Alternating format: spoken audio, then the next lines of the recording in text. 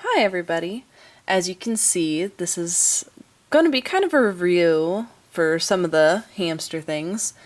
This right here that you're looking at is the kidney failure, and it was cholera. And the reason that you can tell that it's kidney failure is because first off, they drink like there's no tomorrow, but you'll notice that they aren't peeing very much. Also, eventually, you'll start seeing swollenness both in their legs, in their belly, their hips. Eventually, it'll spread throughout their entire body. And it will not feel like normal fat. It'll feel as if there's almost water under the skin. So it actually has a very not so squishy feel. It's actually very tough almost, where it doesn't really want to squish. And then also, eventually, like I said, it'll spread throughout their entire body, starting normally with the legs, which will then have issues walking, which is kind of sad. Eventually, it will actually go all the way up to their neck, and this will happen within about, depends on how fast it goes into kidney failure, but around a week to 3 weeks normally. And like I said, they'll literally almost look like balloons and they won't be peeing at all. And eventually they'll lose the ability to walk. This is a review back on Kayla when she had a stroke. The reason that you can tell that it's a stroke and not just simply marking their territory is, well, first, it lasts for way longer than that. In fact, it'll last as long as they move, because they lack the ability to have balance. They obviously can't drink, eat on their own, and they almost literally look like a fish. Obviously, you can have hamsters that have minor strokes, in which case those can be easily recovered from. But with strokes that are so severe like this, that it literally makes it so that they can't move, can't eat, can't drink, they can't even stand up straight for more than not even a millisecond, you know that they're not going to be able to survive it. And it's best just to put them down. There's no way to cure stroke. Sometimes it happens with nervousness, sometimes it happens with just biologicalness. Alright, this is Gina. She ended up having congestive heart failure.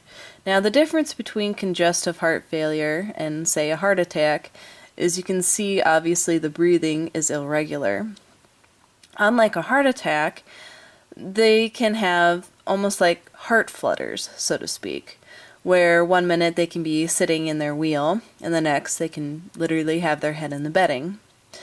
They can walk around, and then all of a sudden you might see them kind of plop over. Eventually, when it starts getting bad enough, they won't be eating, they won't be drinking, they'll mainly just be sleeping for the most part, and you'll just notice because they'll have irregular breathing patterns. Sometimes it might look a little labored. Near the end, you'll notice that they almost come and go every few seconds of breath, until obviously the end. But for the most part, to tell that they're in heart failure versus heart attack is, once again, it doesn't happen for a long period of time. It normally only happens for a couple of seconds before the episode of a heart flutter is over. This is a picture of a hamster that's eating. Now, the reason why I chose this picture is because of those who have picked up their hamster when they're having a heart attack. Now, obviously, you don't want to pick your hamster up when they're having a heart attack. It'll actually have a very high chance of making it a lot worse than what it is, because it'll make the hamster not panic, but it'll excite them to a point where it puts even more stress on the heart. Now, for those of you who, once again, have done this, your hamster almost looks as if they're choking. Now, to tell the difference before you start picking them up and trying handling them is, yes, both of them are going to be limp, whether they're choking or not. But the big, huge key is whether they're breathing. Obviously, a hamster that's breathing is not choking. They're having a heart attack. Because obviously if they were choking, their windpipe would be completely blocked, and therefore you would not see any breathing at all. But for those, once again, that have picked up hamsters or have seen their hamster with their mouth open, sometimes their tongue can be towards the very back of their mouth, and they are very limp. And the first thing that I thought originally when my cousin ended up bringing their hamster over, because it wasn't doing well, obviously, when she ended up taking it out of their cage, I noticed that obviously it was still breathing, but she kept on saying to me, "It's choking, it's choking," while there wasn't anything in the back of its throat, and obviously it was able to breathe. But I noticed that obviously it was very cold, it was limp, and wasn't really much response.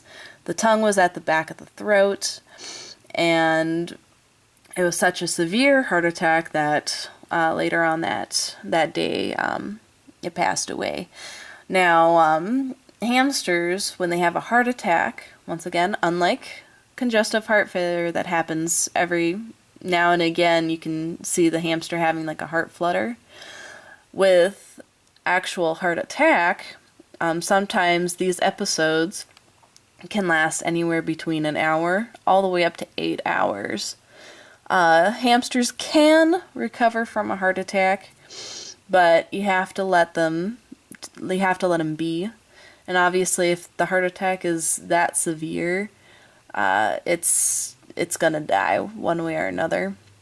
But if you end up picking them up, and it's only a more almost milder or medium heart attack, it can actually turn into a severe heart attack, which can lead to complete heart failure. So, with that being said, we are going to move on to the next one. Alright, you can see in this picture the difference between nails, which once again, I like to use this one over just feeling as if they're limp or not, and that's because it really does give you a better picture. As you can see on the picture on the left, you see how those nails are kind of pink, have a pink tone to them? That's because the blood is fresh. When you die, your body doesn't produce fresh blood, which you can see in the right picture.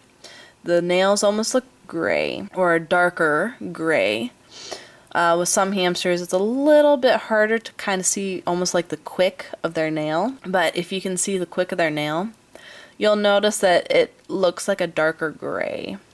And that's because when blood is old, it starts turning a dark brown, or a brown-red color. Eventually, in the hamster nail, it will almost look as if it's a dark gray or almost black, depending. And that's how you can really tell if your hamster is just hibernating or asleep, is normally after about, I want to say close to 15 minutes to 30 minutes. That's when your hamster is actually gone. That's normally when you can start seeing changes in the nail. Normally within a couple of hours it'll actually start looking way different, but normally within the 30 minute range or so, you'll start noticing that they don't look as pink. Obviously this is not one of my better videos for graphics, and I'm sorry, we're gonna have to try and work with this because this is the only one that I have of actual heart failure at the end process. Whether it's congestive or a heart attack or an enlarged heart, this is eventually what your hamster will look like. They'll be limp, they'll be cold, their feet, their tongue, their mouth, everything will be pale and obviously cold. With heart failure, your hamsters will not want to drink. They will not want to eat. No matter how tasty the treat is, they'll be unresponsive. And no matter what you do, they won't have the energy. They're exhausted.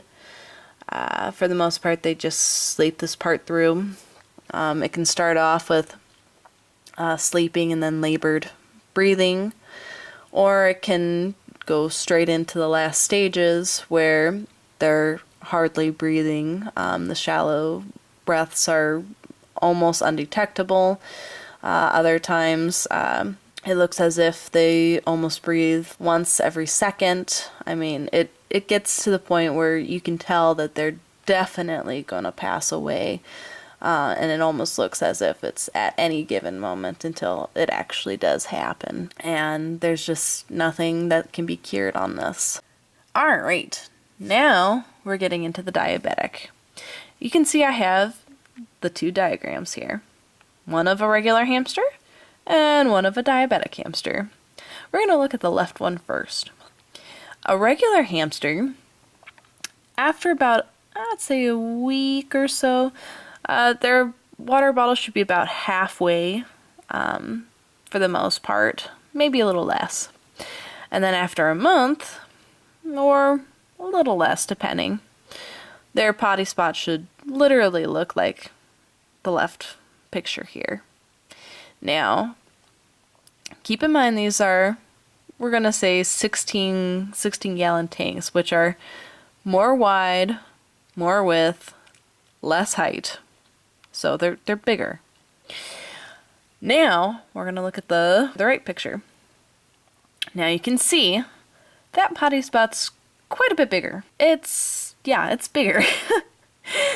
And that would probably be after about almost a week, or right around a week. And their water bottle, after about a day or two, you'd probably need to refill it, or have it be pretty much having to refill it every day. Now see, I had a diabetic hamster, and that was actually Peanut Butter, who I had to put down. I kid you not, from the time that he got up, I got up, everyone in the house got up, from the time that everyone went to bed, and even afterwards, he drank, and he drank, and he drank. That hamster drank almost every single hour, around the clock. And before I realized that he was a diabetic, after 1 week, I would say almost half of his cage was pee, which is insane. Obviously, I was filling up his water, but I thought he was spilling it, until I realized afterwards that he wasn't spilling it. He was literally peeing it all day long. Now, obviously, with a hamster that is not a diabetic, your hamster's, tank, cage, whatever, is going to look very much like the left picture. Because normally, they drink a very small amount of water. It's on average around anywhere between 10 milligrams or so, sometimes a little more, even sometimes a little less. They don't drink that much. So after about a month or so is when you might be able to start seeing some potty spot action. Even sometimes a little earlier than that, depending. But once again, for a diabetic hamster, you're going to have to change their potty spot almost on a daily basis, because they pee all the time, and they drink all the time. And literally, you'll just hear them drinking and drinking and drinking. And sometimes they can drink close to almost 10 minutes worth of drinking. And they're honestly more interested in their water than they are food. Though obviously, with a diabetic hamster, you want to make sure that there's definitely food in there. Otherwise, it could send them into a coma, which would be a very bad thing from dropping of blood sugar. Now, obviously, hamsters can be born with diabetes, and they can also develop them. In the very late stages of Peanut Butter's life, he developed diabetes. And with that diabetes, ended up leading into kidney failure because he was drinking so much water. Anyways, with that being said, we're going to be moving on to milk fever. Isn't that fun? Alright, so now we're on to milk fever, which is not particularly the most favorite topic that I have. But you can see in the left picture here, yep, right there, you can see that it's a healthy belly. It's kind of plump, it's cute, it's normal, and then you look at the right. You see how the belly is all bloated? Literally, it looks like someone put air inside your hamster to turn it into a balloon. It can get as big to the point where you almost can't see the elbows of the hamster pups. You won't be able to even really distinguish where the stomach starts and where it ends because it is just so huge. They literally grow almost 3 times huger, which is incredible. And obviously, if they roll over, they won't be able to get up. By the time that you actually realize that your hamsters have milk fever, it's already too late. Within a 6-hour time period of actually being exposed to it, their immune system cannot tolerate it whatsoever. And the infection spreads throughout their entire body. And in the last hour, literally, which is why you see the bloated belly, is literally the infection that grows inside them. And literally within that hour of actually discovering them, or right around there, they will go. Milk fever is uncurable, obviously, because of how quickly it ends up actually taking effect to the point where you literally cannot save them because of the lack of time. Obviously, I've had this happen once, and it was a horrible experience. The best way to prevent milk fever is to continuously make sure that your mama hamster is not exposed to very little to no icky bedding. What I like to do is I try to change the bedding close to almost a day before expected birth, and then afterwards I continue to give her fresh bedding that she brings to the nest. This helps cut down on the bacteria from pee and poop and other lovely things that the little hamsters do and the big hamster can possibly do, and so which case that's the best way to prevent it. But once again, if they get it, there's no cure for it. Guess what we're talking about? It's wet, it's stinky, and it almost wiped out the Syrian population. It's wet tail. This is the most, I would say, probably one of the most grossest diseases that you can possibly get to, and it's the most contagious. Wet tail is actually brought on by stress and is common in both young hamsters or severely old hamsters, depending on stress-wise, but for the most part, younger hamsters. Funny thing is, the actual disease does not kill the hamster. What actually kills the hamster is severe dehydration, because your hamster simply cannot keep up with the water that it's losing. In which case, when your hamster is sick and laying around, it's not necessarily going to be wanting to drink all the water it possibly can. Anyways, with that being said, I've actually gone to a vet for one hamster, and I've had friends go to vets for their hamster for wet tail. Took me forever to get there. It honestly, antibiotics only work 50% from what I've seen. I've seen 6 hamsters in my time that have had wet tail, and 3 of them the antibiotics worked, and 3 of them did not. Again, that just happens. The funny thing is, a subber ended up kind of bringing something to my attention when we were talking about hamsters and wet tail, and he ended up telling me that him and his buddies were doing some research with their vet school, and they ended up finding out that 300 milligrams of vitamin C in about 8 ounces of water twice a day ended up really clearing up things, so that sick hamsters then had the ability to, in essence, fight off diseases.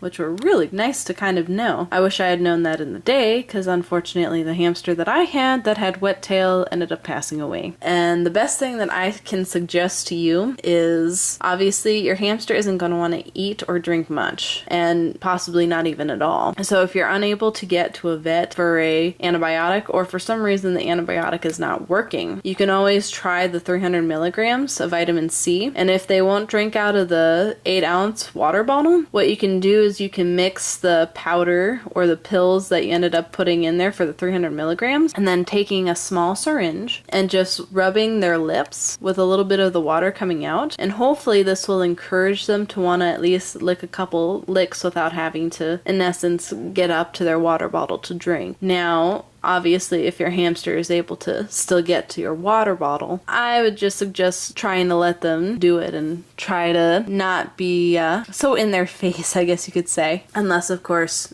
you're unable to. That's going to be the end of this video for now. We'll see you next week.